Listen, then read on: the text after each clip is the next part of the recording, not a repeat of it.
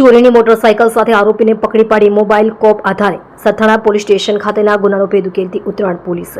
મહેરબાન police commissioner સાહેબ શ્રી અનુપમસિંહ ગહેલોત સુરત શહેર તથા સંયુક્ત પોલીસ કમિશનર સાહેબ શ્રી કે.એન. ડામોર સેક્ટર 2 સુરત શહેર તથા અધિક પોલીસ કમિશનર સાહેબ શ્રી આર.પી. બારોટ ઝોન 5 સુરત શહેર તથા મદદનીશ પોલીસ કમિશનર સાહેબ શ્રી ડી.એસ. પટેલ એલ ડિવિઝન સુરત શહેર નાઓએ વાહન ચોરીના ગુનાઓ શોધી કાઢવા સૂચના આપેલ હોય જે અન્વયે senior police inspector Shri D U. Barad તથા second police inspector Shri N G. Patel ઉત્તરાયણ નાઓએ સર્વેલન્સ સ્ટાફના police sub inspector A R. Patil તથા સર્વેલન્સ સ્ટાફના પોલીસ માણસોને જરૂરી સૂચના અને માર્ગદર્શન આપી જણાવેલ કે જે અન્વયે હેડ કોન્સ્ટેબલ હર્ષદભાઈ ગણપતભાઈ તથા પોલીસ કોન્સ્ટેબલ હરદેવસિંહ બળવતસિંહ નાઓના અંગત અને વિશ્વાસુ બાતમીદાર મારફતે બાતમી હકીકત મળેલ કે ઉકાભાઈ નામનો ઈસમ ચોરીની શાઇન મોટરસાઇકલ શાઇન કલરની જેનો રજિસ્ટર્ડ નંબર JJ05NE 9652 ની લઈ ઉત્તરાયણ ગરનાળા પાસેથી પસાર થનાર છે. આરોપી ઉકાભાઈ વિહાભાઈ ગોહિલ ઉંમર વર્ષ 40, ધંધો